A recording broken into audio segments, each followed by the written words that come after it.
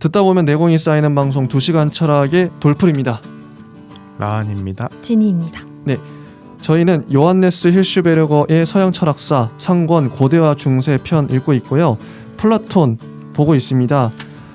지금 진리 관련해서 읽고 있는데요.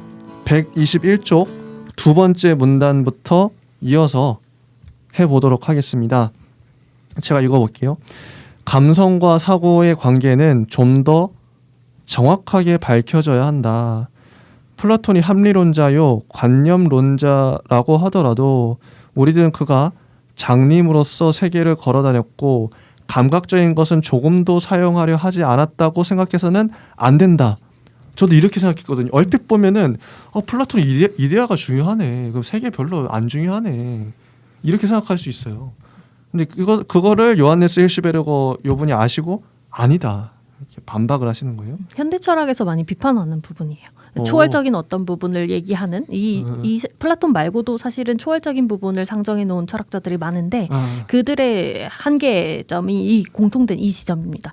본인들 역시도 동시간 또는 동시대 아니면 시공간까지 포함해서 주관적인 영역에 포섭되어 있는 개인인데 본인은 마치 떨어져 있는 양, 초월을 어떻게 이야기할 수 있는가 이에 대해서 계속 한계를 가지고 있죠. 초월이 중요한데요. 초월은 필연적으로 신학하고 맞닿아 있어요.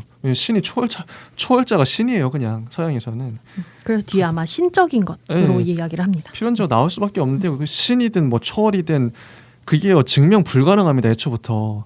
근데 그거는 자기가 설정하기 나름이고요. 그래서 학자들이 좀 엄밀한 학자들은 초월 자체를 싫어하는 사람들도 있어요.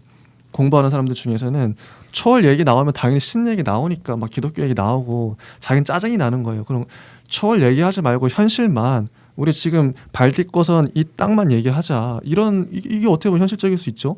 하지만 뭐 전 둘 다 둘 다 중요하다고 생각해요. 현실론자도 중요하고 초월론자, 뭐 신학자도 필요해요. 전 다 존중해요. 다 필요하다고 봅니다. 일단 볼게요. 그럼 두 분은 현실론자인가요? 아니면은 그 이제 이상주의자 아닌가요? 되게 중요한 문제예요. 좀 현실을 정말 감각적으로 인지할 수 있는 것만을 현실로 본다면 이 플라톤이 비판했던 그런 사람들의 맥락이고요. 사실은 플라톤이 아니죠. 플라톤이 주장하려고 했던 그 부분까지도 우리가 이해를 해서 현실의 개념을 이해를 하면 오늘날 철학사에서 얘기하고 있는 실제의 개념이에요. 실제는 어이제자가 아니라 아이제자죠. 네, 그래서 리얼의 개념인데 대문자 리얼. 그래서 그 맥락까지 우리가 이해를 하고 접근하려고 노력하는 그 과정이 이제 여기 플라톤에서부터 시작이 되는 거죠. 네, 그래서 그 맥락에선 저도 현실주의자다. 판타지를 포함한 현실. 그런 뭐 단어도 있잖아요. 리얼리스트인데 그 꿈을 꾸는 리얼리스트인가 하여튼 이런 좀 모순되지만 동시에 가져가는 게 좋은 것 같아요. 너무 꿈만 꾸는 것도 그렇고 현실을 인식하면서도 꿈을 가져가는 거죠. 근데 지금 이 꿈인지 현실인지 여기 두 분은 다 확실하게 얘기를 못 하시잖아요. 그렇죠? 그런 맥락에서의 현실이라면 충분히 플라톤과도 연관이 있지 않을까. 좋습니다. 자, 읽어볼게요. 그의 인식론에 있어서는 감성적인 것도 맡은 일을 다 하고 있다. 플라톤은 우리들은 감각을 사용하면서 감각에서 출발하여 감각과 관련 지으면서 사고하고 인식한다고 버릇처럼 말하고 있다. 그런데 감각이 하는 역할은 어떤 것인가? 이런 질문, 이게 자문자답을 하는 형식으로 책이 전개되는데 이런 거 너무 좋아요. 플라톤에게 감각이 하는 역할은 어떤 걸까요? 자, 나토르프와 신칸트 학파의 플라톤 해석은 그 관계를 칸트에 있어서처럼 생각해도 좋다고 믿었다. 즉 감각은 경험의 소재를 제공해주고 이와 반대로 정신은 스스로의 선천적인 요소를 통해 이 소재들을 정돈하는데 그렇게 함으로써 비로소 경험이 가능해진다는 것이다. 그런데 플라톤의 이념, 그 이데아는 형식이나 기능이 아니라 이미 완성되어 있는 내용이다. 자, 요 문장도 중요하다고 봐요. 플라톤의 이데아는 형식이나 기능이 아니래요. 이미 완성되어 있는 내용이죠. 이미 완성되어 있는 내용을 우리는 상기할 뿐이죠. 회상할 뿐이죠. 영혼이었을 때 봤던 것들을 다시 떠올리는 거죠. 그래서 이데아는 기능이나 형식이 아닙니다. 네. 그리고 우리들은 일정하게 한정되어 있는 몇 가지의 근본 기능, 범주와 관계가 있는 것이 아니라 무한한 수의 개념들과 관련이 있다. 무한한 수의 그 이데아와 관련이 있는 거죠. 이데아의 종류가 너무 많으니까요. 그걸 지금 우리가 실세계에서 보는 이 모든 그 사물들과 우리가 판단하는 그 가치 판단, 뭐 사랑, 정의 이런 것도 이데아고요. 이데아의 종류가 너무 무한한 거예요. 그걸 우린 단지 떠올릴 뿐이에요. 요컨대 모든 본질에 관한 지식은 선천적이다. 선천적이다. 타고난 거다. 그래서 여기서는 이미 아무것도 질서 지어질 필요가 없다. 인식의 내용은 성립됨과 동시에 이미 완성되어 있다. 이 인식의 내용들은 그저 의식되기만 하면 된다. 물론 의식된다는 것은 감각을 통해서 가능해지는데 그것도 오직 감각에 의해서만 가능하다는 것이다. 플라톤은 이런 것을 파이돈에서 매우 분명하게 밝히고 있다. 내가 친구의 그림, 뭐 사진을 볼 때에는 그 친구를 회상하죠. 원래 그 친구의 모습을. 그 이유는 내가 그 친구에 관해서 이미 잠재적으로 알고 있는 것이 그 친구를 실제로 생각하도록 자극을 주기 때문이다. 이 모습들이 나에게 친구의 모습을 제공해 주는 것이 아니고 그 모습은 친구의 모습은 내가 이미 갖고 있죠. 사진을 보기 이전에 친구 모습 알고 있죠. 그래서 이 모습들은 내가 선천적으로 가지고 있는 내용을 의식하도록 깨워줄 뿐이다. 그리고 내가 하나의 직선, 하나의 원, 네모꼴, 사람, 동물, 식물, 기타의 어떤 것을 볼 때에도 역시 그렇다. 무엇을 보든 미리 알고 있다는 거예요. 저기 기린이 있어. 기린은 우리가 영혼일 때 이데아로 다 봤던 거죠. 다시 떠올릴 뿐이다. 플라톤의 생각이 그래요. 이걸 받아들이시면 됩니다. 아, 그냥 그렇구나. 옳고 그름 이전에 이런 생각을 하는 사람이었다. 플라톤이. 그래서 플라톤에게 있어서는 감각적인 것 전체가 모사의 성격을 갖게 된다. 모사의 성격. 우리들이 모든 모습들을 원형이 아닌 그 모사된 것들을 통해서 이해하게 되는 것과 마찬가지로 우리들은 모든 감각적인 지각을 그들이 있게 해준 원래의 모습에다 관련 지우지 않으면 안 된다. 이렇게 책을 자세하게 읽으면서 플라톤의 생각을 저는 좀 더 뚜렷하게 알 수 있을 것 같아요. 근데 이상하지 않으세요? 어떤 게 이상한가요? 선천성이 있고 선천성. 모든 것에 이데아가 있고 있죠. 그런데 있죠. 플라톤은 소크라테스를 따라서 네. 무지를 악으로 규정하죠. 무지. 무지는 어떻게 가능해져요? 플라톤의 이 이론에서. 근데 이미 이제 다 봤는데 왜 모르게 되지? 이런 거죠. 아마 계속 인식을 통해서 상기하는 차원. 맞아, 인식을 그게 통해서. 이제 지식의 영역이라고 얘기를 뒤에 가서 하는데요. 플라톤의 차원은 기억력이 좋으면 돼. 기억력이 좋아야 돼. 무조건 사람이. 네. 전생의 기억. 네, 다 떠올려야 돼. 네. 무지가 어떻게 가능해질런지에 대해서 궁금하네요. 의문이 좋은 들어요. 질문이라 생각해요. 무지의 이데아는 없겠죠. 무지는 안 좋은 거니까. 무지의 이데아가 있나? 그런 거 없겠지. 있더라도 이제 이 논리에서는 모순이 생기는 거죠. 아. 무지의 아는 무지의 어떤 것도 결국에는 이데아가 있을 것이고 그에 대해서 규정을 하려면 결국 무지에 대해서 무지할 수 있는가? 뭐 이런 생각도 들고 네. 완벽한 무지가 없다는 것은 정말 대척에서 그러니까 그 과정인데요. 우리가 이제 요 책에도 나오지만 플라톤의 이데아론이 내가 뭐 본다 그래서 무조건 보는 순간 다 아는 건 아니고 사람마다 편차가 있고 어떤 사람은 좀 늦게 깨닫기도 하고 이게 좀 깨닫는 정도가 다 다른 것 같아요. 그 떠올리는 상기하는 정도가. 한번 뒤에 가서 오늘 마지막 질문으로 네, 좋습니다. 한번 답을 기대해 보겠습니다. 요 122쪽의 플라톤은 요 문단부터 한번 라한님께서 읽어주시겠어요? 플라톤은 이런 관련을 가녀라는 말로 표현하고 있다. 가녀란 실제로 원형과 동일한 것을 뜻한다. 오직 그 개념들이 서로 다를 뿐이다. 그러나 로스가 말하고 있는 것처럼 가녀라는 말을 감성에 내재하고 있는 이데아라고 해서는 안 되고 원형이라는 말을 감성을 초월한 것이라고 이해해서도 안 된다. 이데아가 초월적이라고 하는 것은 전체적으로 다 초월적이라는 것이 아니라 오직 한 가지의 양태에 지나지 않을 뿐인 것이다. 이런 두 가지의 개념들을 인식적, 이론적인 의미는 경험적, 시간, 공간적인 세계에 있어서 모든 인식의 일종의 유비적인 것이라고 하는 것이며 원형적인 개념에 관계됨으로써 감각적인 지각을 읽어내는 것이다. 즉 파이돈과 74C라고 읽으면 되는 건가요? 이거? 그냥 파이돈에서 말하고 있는 대로. 파이동에서 말하고 있는 예. 대로 어떤 것을 다른 것에 관계 지우는 것이요 닮게 하는 것이다. 데미우로고스가 창조를 할 때 여기서 이제 데미우로고스는 플라톤이 상정한 우주를 만든 신이에요. 신이라고 보시면 됩니다. 예. 데미우로고스가 창조를 할 때 이데아를 보고 모든 존재자들을 영원한 원형의 모상으로 만들었다고 하는 사실은 인식에 있어서도 마찬가지다.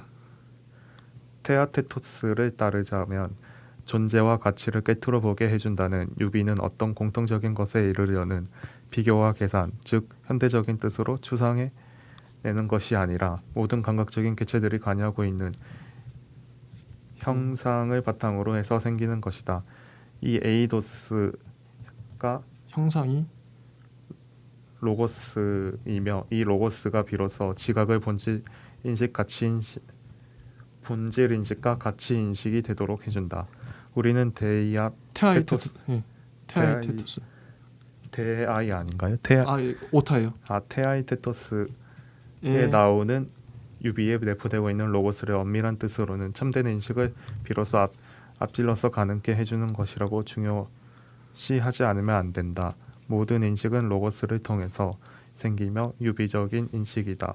전 여기서 궁금한 게 이 원형, 관여라는 단어가 나오고 유비라는 단어 나오는데 요 세 개 요거를 진희님께서 해서 설명을 해주시면 제가 유비를 솔직히 저는 그냥 뭐 비유인가? 뭐 비유 근데 다르다고 하셨어요. 근데 관여, 원형, 유비가 뭔지 좀 어떤 맥락인지 설명을 좀 해주시면. 관여는 관여랑 유비랑 좀 유사할 수 있고요. 맥락에서. 그리고 원형은 좀 그 대척에 있다고 볼 수도 있는데 우리가 보통 인지를 할 때 어떤 것이라고 명명을 하면 정말 실체로서 존재하는 것 같고 그 주변 것과 독립적으로 떼어서 범위를 설정할 수 있을 것 같고 네, 이렇게 생각이 드는데 사실은 이데아 또는 여기서 이제 원형이라고 말하는 이 형태는 우리가 인지하고 있는 그 형태, 이해하고 있는 형태랑은 좀 별개로 주변 것과 섞여 있고 그 어떤 틀을 지을 수 없고 그래서 그런 의미에서 이제 관여 그리고 그 맥락에서 무엇 하나 구별해서 똑바르게 설명을 못 하겠죠. 그런 의미에서 그 대상을 설명하려면 유비적으로밖에 설명할 수 없는 그 경계가 이제 흐리흐리한 그러면서도 불구하고 완전히 초월도 아닌 왜냐하면 우리 삶에 있으니까. 네.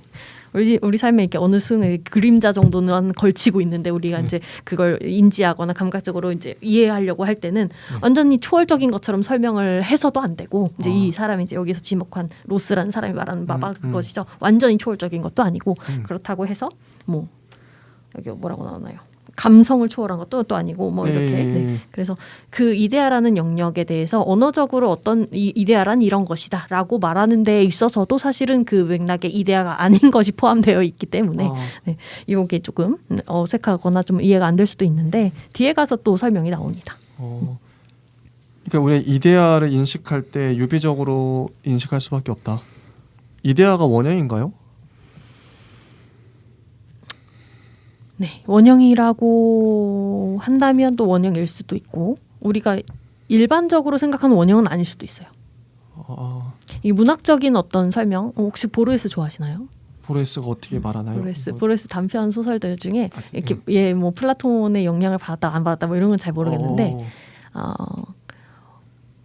원의 어떤 형상들이 많이 나옵니다. 시간이나 공간이나 아니면 세계의 본질을 형상화하는 듯한 그런 뉘앙스의 소설들이 있는데요. 정말 원을 그린 원형이기도 하고요. 아니면 본질을 뜻하는 원형이기도 합니다. 여기서는 그 본질에 해당하는 부분이죠. 근원 원자니까. 그 맥락에서 여러 가지 형태로 소설 안에서 그려지고 있어요. 근데 아마 그런 형태로 이해하는 것이 유비적인 이해일 것 같아요. 그것이 무엇이다라고 딱 잘라서 말할 수 없는 그럼에도 불구하고 우리는 이 부족한 언어로 표현을 해야만 하는 그래서 장황해질 수밖에 없는 여기 이런 문장이 나와요. 이 에이도스 형상인데요. 형상이 로고스이며 이 로고스가 비로소 지각을 본질 인식과 가치 인식이 되도록 해준다. 그죠? 이런 문장이 나옵니다. 로고스. 로고스는 어떻게 보면 이성인데 형상이 로고스 이성이고 로고스가 지각을 본질 인식과 가치 인식이 되도록 해준다. 모든 인식은 로고스를 통해서 생기며 유비적인 인식이다. 로고스가 아까 이제 합리주의하고도 와닿는 것 같아요. 결국에 이제 플라톤이니까 그 이데아를 깨닫는 건 이 로고스 이성을 통해서겠죠. 우리가 머리로 깨닫는 거니까 이성을 통해서 로고스를 통해서 인식이 생기고 이데아를 깨닫고 이게 유비적인 인식이다. 유비적이라고 말할 수밖에 없는 게 이게 진짜 내가 깨달은 게 진짜 이데아인지 아닌지 나도 좀 흐릿하고 모르니까 좀 아리까리해. 근데 그래서 유비적으로 좀 애매모호하게 표현할 수밖에 없었던 거 아닐까? 그 뉘앙스가? 그 뒤에 로고스와 유비에 대해서 조금 더 나오는데요. 아 좋습니다. 한번. 제가 읽어볼까요? 예, 좋습니다. 많은 비슷한 것들이 공통적인 원형, 즉 에이도스 형상 이런 건 이제 같이 두고 있습니다. 이 원형, 에이도스 형상, 로고스 이런 것들에 의해서 모든 많은 것들이 그 뜻을 갖게 되며 따라서 다시 비슷해지고 하나로 된다. 이렇게 말하고 있고 그 로고스 등등에 관여한다고 주장함으로써 우리들은 존재 유비론의 시발점에 이르게 되었다라고 얘기를 합니다. 존재 유비론. 이 존재 유비론은 순수한 플라톤주의이며 수학에서 생겨난 사분지적인 관계 유비 때문에 빛을 보지 못한다고 하더라도 플라톤주의라는 점에서는 변함이 없다. 아 이게 뭔지 알겠다. 존재론인데 아까 이제 그 제가 이제 아까 시간에 진선미 얘기하면서 지인은 존재론의 영역이다. 이렇게 있냐 없냐 이런 거니까요. 뭐가 진짜냐 가짜냐 해서 존재론일 수밖에 없는데 지금 존재론 얘기하는데 플라톤의 존재론은 이데아인데 이데아는 유비적으로 인식될 수밖에 없으니까 존재론이란 단어보다 존재유비론이라고 표현하는 게 더 적절하다. 이게 보면 되겠죠. 네, 오늘날 존재론과 대척에 있는 걸로 얘기가 되는 게 의미론이죠. 의미론. 그래서 의미론으로 이제 이야기를 해보면 우리가 언어로서 모든 걸 체계적으로 또 단단하게 완벽하게 설명할 수 있어야 돼요. 그런데 내용이 전부가 아니죠. 사실 내용 안에서 느껴지는 어떤 그 무엇 예. 그게 있는데 그것이 이제 존재론적인 설명, 생각 이런 맥락에서 얘기를 할 수 있겠죠. 좋습니다. 그 원리적인 뜻은 항상 일관되어 있다. 예컨대 중세기의 사람들이 관여의 사상을 밝히려고 할 때에는 항상 헤아릴 수 없이 자주 아리스토텔레스의 가장 많이 존재하는 것과 가장 참된 것이 모든 존재자와 참된 것의 원인이다고 하는 명제를 인용했다. 이제 형이상학에서 나오는 맥락이고요. 그러나 이런 사상이야말로 전형적인 플라톤의 사상이다. 왜냐하면 이 가장 많이, 즉 완전하게 존재하고 있는 것, 이것에 의해서 자체와 비슷한 기타의 존재자들이 이름과 개념을 갖게 된다고 하는, 그래서 여기서 이제 관여가 나오는 거죠. 아리스토텔레스의 이 말은 이데아론에서 나오는 한 가지의 전형적인 명제이기 때문이다. 그러면 가장 많이 존재하는 게 예를 들면 이제 지금 공기, 흙, 물 이게 가장 많이 존재하긴 하잖아요. 존재의 양으로 봤을 때 이게 그럼 가장 참된 것이라고 할 수 있는 네. 플라톤이 봤을 때 그렇게 얘기를 하네요. 뒤에 문장에서 가장 많이 이제 124페이지로 넘어가서 가장 많이 있는 것이 본래적이고 참된 존재다라고 얘기를 하고 있습니다. 네, 그래서 기타의 모든 것들은 이것에 따라서 이름 붙여졌으며 모사된 것, 그걸 따라한 거죠. 재현 이런 말이 그래서 나오죠. 것에 불과하며 관여하는 것에 불과하며 유비적인 것에 불과한 것이다. 그래서 좀 이데아보다는 좀 하위의 어떤 것으로 이해할 수는 있겠으나 이 역시도 이데아에 접근하기 위한 필연적인 어떤 방법으로 이해를 하는 것이 맞겠죠. 아리스토텔레스는 이데아에 관하여라는 저서에서 이데아론의 근거를 밝히고 있는데 여기서 그는 다음과 같이 말하고 있다. 서로 비슷한 것들은 원래적인 뜻으로 존재를 형성하는 유일하고 동일한 것이 있기 때문에 비슷하게 되는데 이게 전제죠. 이렇게 해주는 것이 바로 이데아다. 네. 그리고 이런 생각은 정말로 원래적인 존재 관여, 유비 등을 내세우는 플라톤의 근본적인 입장이다. 그래서 아리스토텔레스의 플라톤 영향 부분이라고 말할 수도 있겠네요. 성 토마스가 또 아래같이 얘기했는데 예컨대 처음에는 생물에 관하여 말하고 그 다음에는 오줌과 약품 등에 관하여 말하게 되는 것처럼 처음에 말하여진 어떤 것이 뒤에 나와서는 모든 것에 포함되게 되는 것, 이제 언어의 어떤 흐름, 유비적인 모든 것의 본성이다라고 얘기하면서 개념들을 사실 맥락으로 연결되지 않은 것들은 없다 이렇게 느껴지기도 하는데요. 네, 이렇게 얘기를 했대요. 이게 성 토마스 아퀴나스의 신학대전에 나온다고 합니다. 플라톤은 감각적인 것을 이데아 밑에다 종속시켰을 때 존재의 유비의 터전을 마련했었다. 그래서 이 지점도 사실은 중요해지죠. 네. 이 존재의 유비란 감각적인 것에 대한 이데아의 우위를 나타낸 것이기 때문이죠. 이게 좀 개인적인 얘기를 잠깐 하면 제가 책을 읽을 때 항상 앞에 쪽을 많이 읽는 것 같아요. 앞에 좀 상태가 좋다가 뒤로 갈수록 좀 정신이 몽롱해지면서 생각이 좀 아이디어가 잘 안 떠올라요. 그래서 뒤로 갈수록 제가 말수가 적어지게 되는데 특히 이 파트가 거의 막바지에 들어왔는데 솔직히 이 지금 문단들을 생각을 많이 안 해봤어요. 제가 생각을 많이 하고 정리를 했던 문장들은 좀 앞에 제 말이 많았죠. 진선미부터 해서 아무도 물어보지 않았는데 혼자 막 생각해가지고 막 그 생각을 많이 했기 때문에. 근데 지금 여기는 제가 좀 아리까리한 게 진짜 유비 뭐 이거에 대해서 생각을 많이 정리를 못 시켰어요. 솔직히. 그래서 이거를 진희님과 라하님이 말씀을 좀 저를 이해를 시켜주시면 제 이해를 잘 못한 부분도 있는 것 같아요. 저는 오히려 들프님과 지금 상태가 비슷한 것 같은데 근데 저는 아까부터 이 책을 읽으면서도 생각했다가 다시 이제 생각났던 게 저는 플라톤이 신을 믿고 있다라고 생각하지 못했었거든요. 근데 플라톤이 하고 있는 모든 것도 결국은 신이 만든 것을 찾아가는 뭔가 과학은 사실 신을 부정하는 의미가 더 크잖아요.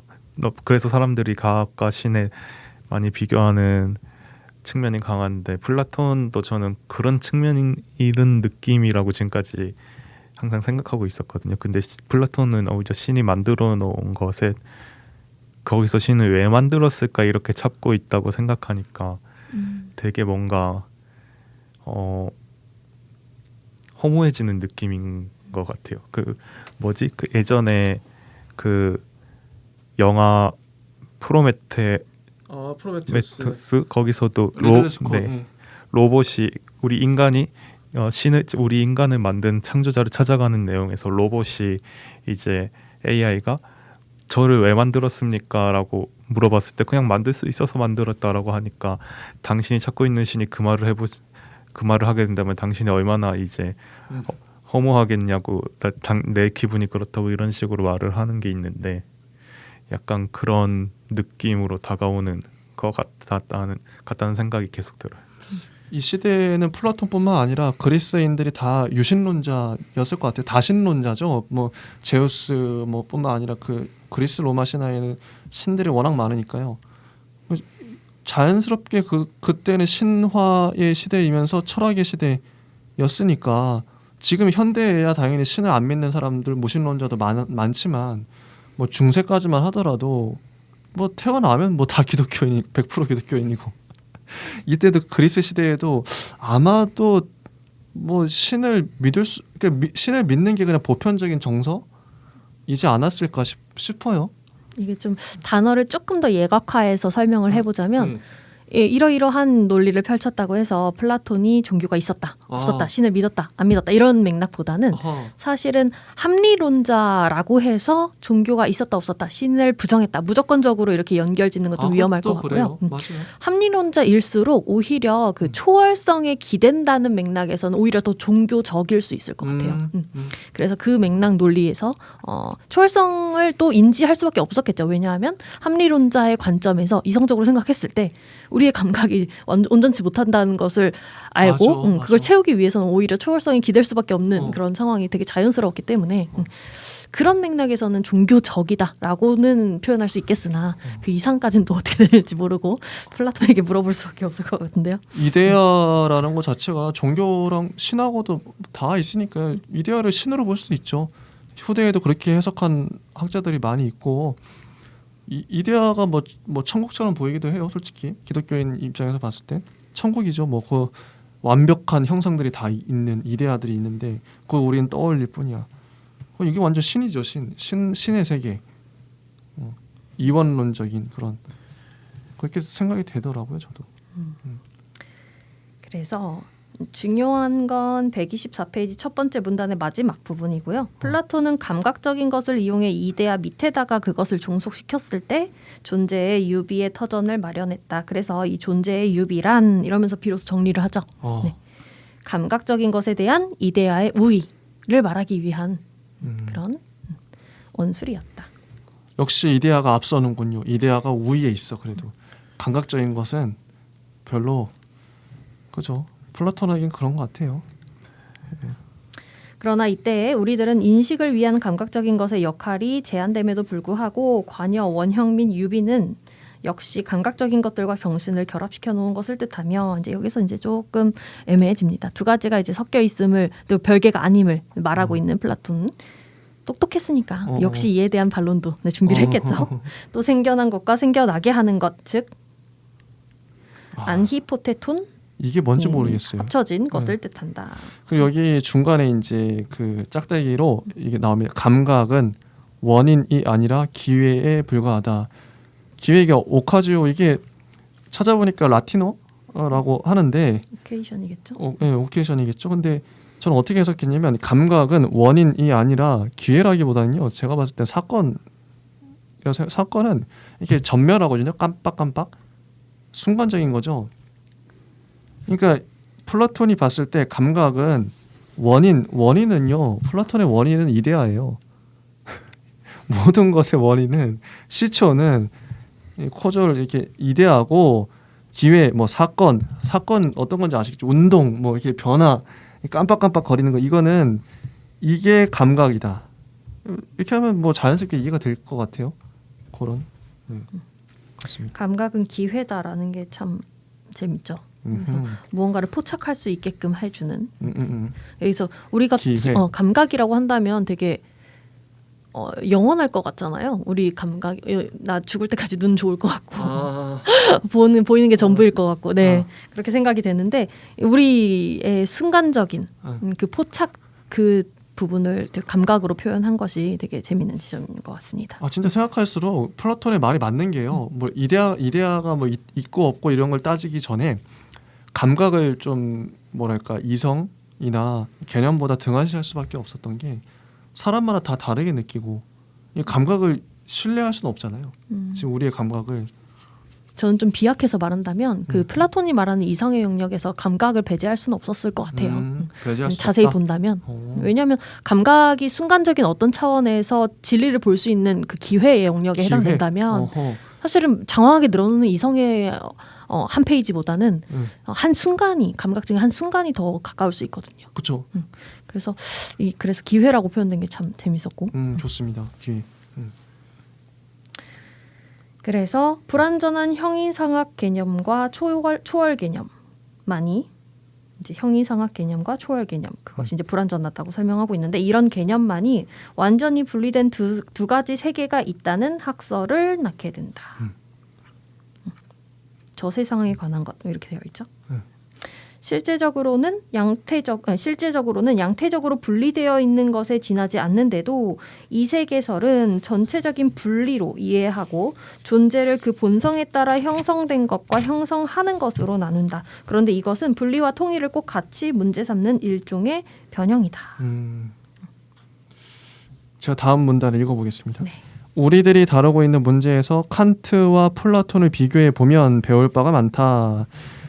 이게 칸트 얘기가 갑자기 나와요. 물론 저는 이제 이전에도 램프레이트의 서양 철학서를 읽었기 때문에 칸트의 맥락을 좀 알고 있지만 처음 이 책을 읽으시면 칸트가 무슨 말을 하는지도 모르는데 이게 뭔 말이야. 이게 좀 해서 다른 서양 철학사 책을 램프레이트 거 읽으시고 요거 읽으시면 더 괜찮으실 것 같긴 해요. 칸트에 대해서 간략하게 하실 말씀이나 더 하실 말씀이 있을까요? 세 가지 이성 얘기 혹시 기억나시면 해주실 수 있을까요? 순수 이성? 실천 이성? 어렵습니다. 뭐였죠? 제가 할 말이 없는데 지금 갑자기 물어보시면 아마 로고스의 맥락에서 나왔을 것 같아서 말씀드린 거였어요. 요거 한번 그냥 읽어볼게요. 이 두 사상가들은 다 같이 선천적인 요인들을 가지고서 사색을 했었다.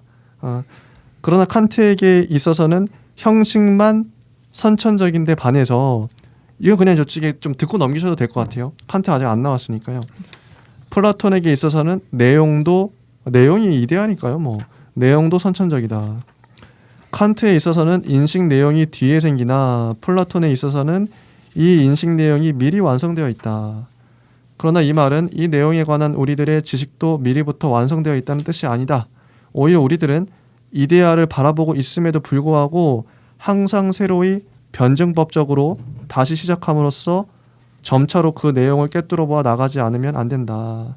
마지막으로 칸트에게 있어서는 감각이 정말로 인식 내용을 위한 자료를 제공해 주나 플라톤에게 있어서는 감각이 내용을 위해서는 아무런 쓸모도 없다. 칸트는 경험론과 합리론을 결합시키나 플라톤은 순수한 합리론자다. 그리고 마지막에 이제 독사 파트가 나오는데 요거를 125쪽 요 파트를 진희님께서 제가요? 읽고 요게 이제 마지막 문단입니다. 네. 정리를 하고 딱 끝내면 깔끔할 것 같아요. 칸트를 한번 찾아보고 있었는데요. 아 찾아보고 계셨나요? 네, 안 나왔어요. 네. 다 네. 저는 왜 이렇게 니체랑 칸트랑 헷갈리는지 모르겠어요. 뭐 둘 다 그때 나오면 다시 보면 예, 되겠죠? 좋습니다. 만약에부터 읽으면 예, 될까요? 해주세요. 만약에 인간이 인식에서 이데아로까지 올라가지 못하고 여기서 이제 알매 영역이랑 연결이 됩니다. 어허. 그래서 우리가 지난 시간에 얘기했던 어, 감각적인 직관 자체에만 얽매여 있다고 한다면 인간의 인식은 알미 아니라 오히려 억설일 뿐이다. 그래서 억설이 독사인 거죠. 네. 억측이라고 할 수도 있을 것 같고요. 예. 소피스트가 생각나는. 네. 어. 그리고 앞서 제가 드린 그럼 플라톤에게 무지는 어떻게 가능할까? 이 질문이 여기서 나왔습니다. 맞네요. 네. 독사. 즉 만약에 인식이 감각의 세계에만 머물러 있으면서 이 감각의 세계에만 의존하고 있다면 사람들은 변화하는 것들의 영역에만 사로잡혀 절대로 진정한 알매는 도달할 수가 없다. 왜냐하면 이 변화하는 영역에서의 영원히 동일한 명제들과 진리에 도달할 수 없기 때문이다. 계속 반복되는 부분이고요. 후세에 와서 흉이 순수히 경험적 자연과학적인 인식을 일종의 신념이라고 특징 지은 것과 마찬가지로 경험에 대해서 얘기가 연결이 되죠. 플라톤도 이러한 인식을 단순한 신념이라고 말하고 있다. 이 두 사람들은 다 같이 우리들이 자연 현상에 변화하지 않는 것에 관해서는 확실히 알 수 없다고 하는 동일한 생각에서 출발하는데 이게 재밌죠. 동일한 생각에서 출발하는데 정반대에 있습니다. 플라톤 이후 인식이 왜 그때그때 억설에 지나지 않게 되었는가 하는 두 번째 이유는 참된 사태를 직접적으로 꿰뚫어 보지 못한 데에 있다. 사람들은 우연이거나 신의 은총에 의해서 참된 것에 마주치게 된다. 자, 요 문장 아까 우리가 이데아를 어떻게 인식할 수 있을까? 플라톤의 답은 사람들은 우연이나 신의 은총에 의해서 참된 것, 그 이데아를 마주친다고 해요. 이게 아까 제가 이제 액션에 대해서 그러니까 철학자는 이 정도 말밖에 못 하는 거죠. 그 방법론에 대해서는 니들이 알아서 찾아 이러는데. 그러니까 신 아니면 우연이야. 이데아를 인식하는 건 이 정도? 이게 플라톤의 답인 것 같습니다. 착한 행동은 뭘까? 라는 것에 대해서 착한 행동은 무엇이다 이렇게 장황하게 늘어놓을 수는 있겠죠. 그런데 여기서 이제 플라톤이 말하는 참된 사태에 직접적으로 꿰뚫어보지 못한다. 이 맥락에서 두 가지로 갈리는 거죠. 길에서 할머니가 막 짐 많이 들고 가다가 쓰러지셨는데 네. 아무도 도와주지 않고 가는 그런 장면을 목격했어요. 네. 근데 그 장면을 목도하고도 그냥 아무 생각 없이 지나치는 사람이 여기 아마 무지에 해당될 것 같고요. 우리가 지식의 차원까지 올라가려면 여기 이 장면, 사태를 직면하는 어떤 장면에서 꿰뚫어 봐야겠죠. 저 할머니를 도와줘야 될까? 말아야 될까부터 시작해서 도와준다면 어디서부터 어디까지 도와줘야 될까? 도와주지 않는다면 그 이유는 뭘까? 그래서 어디서부터 어떻게 추동된 행위인지 그리고 그것이 의도가 어디서부터 어떻게 됐는지 그 의도의 충분성과 결과까지도 연결했을 때 무엇이 과연 착한 행동이라고 할 수 있을까? 이런 맥락이 사실 뒤에 가서 다른 학자들에 대해서 많이 얘기가 되어지는 부분들인데 그런 전체적인 맥락에서 참된 사태를 직접적으로 꿰뚫어보지 못하는데 그리고 우연적으로 사람들은 그런 상황에 직면하고 살죠. 그런데 그에 대해서 생각은 안 하죠. 뭐가 진짜 옳은 거지? 어떻게 하고 살고 어떻게 생각을 해야 바른 삶이지? 이에 대한 질문을 이제 플라톤이 처음부터 하고 있는 부분과 연결을 지을 수 있겠습니다. 네, 좋습니다. 네, 이 참된 것. 그러나 사람들이 여러 가지 논증 관계를 적극적으로 알고 있지 못할 때는 이 참된 것도 올바른 알미 아니라 우연히 미루어서 한 것이나 요행에 지나지 않는다. 이런 것을 믿을 수는 없다. 그러나 플라톤도 사람들은 대부분의 경우 그 정도로 아는 것으로 만족하지 않으면 안 된다는 것을 시인하고 있다. 우연히 알게 된 참된 억설은 아직은 지식이 아니라고 하더라도 무지보다는 훨씬 나은 것이다. 교과서에서 막 배우죠. 할머니가 짐 들고 가면 도와줘야 돼요. OX 뭐 이런 거 초등학교 때 배웠던 것 같은데, 맞아요. 네, 뭐 그 맥락에서 모르는 것보단 아는 게 낫다. 뭐 이렇게 봐야 되는지. 물론 이상은 여전히 영원하고 변하지 않는 진리들, 즉 이데아들과 개념들을 꿰뚫어 보는 것이다. 하고 마무리가 되어 있습니다. 맞습니다. 플라톤의 입장에서는 이데아를 꿰뚫어 보는 게 중요한데 그게 참 우연히 아니면 신의 은총에 의해서 가능하다. 근데 이런 사고는 되게 소크라테스 그 본인의 스승에 많이 빚지고 있는 것 같아요. 맞아요. 소크라테스가 지식의 영역으로 얘기를 한 것도 그 지식을 알고 있는 것 어떤 결론의 지점에서 얘기를 한 것이 아니라 알아가고자 하는, 그래서 필로소피의 이 어원을 쫓아가면서 그 과정을 되게 중시했죠. 과정. 네, 그래서 그 맥락을 따라가면서 이제 플라톤도 다른 맥락에서 이데아를 얘기할 때 아니면 이데아에 접근하거나 그걸 알매 영역으로 확장시켜서 지식의 차원으로 복권시킬 때 이런 게 중요하다. 이렇게 얘기를 하고 있는 것 같아요. 네. 좋습니다. 예. 플라톤은 만약 그 할머니가 짐을 들고 가고 있으면 도와줬을까요? 그거 되게 신기한데요. 아니, 뭐 당연히 사람 마음에 도와준다. 근데 당연이라고 생각하는 것들 오늘날에는 당연하지 않은 경우 되게 많잖아요. 그게 참 생각해 볼 여지가 있겠고 그에 대해서 생각해 보는 것도 역시 우리가 이걸 읽고 억측에서 끝나면 안 되겠고요. 계속 그에 대해서 아마 얘기를 해보는 것이 좀 바람직할 것 같습니다. 여기서 만약에 여러 답이 나온다면 플라톤은 이데아가 아니겠네요. 그거라는 관계가 없을 것 같아요. 이런 생각을 하는 것 자체가 이데아를 가지고 있기 때문에 어떤 유사성과 분류와 판단에 의해서 하는 것이기 때문에 네, 어렵죠.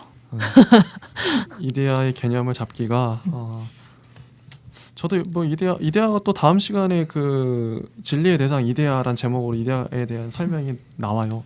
되게 길게 나오는데 다음 시간에 하면서 더 이데아의 정체를 더 명확하게 알 수 있지 않을까 싶습니다.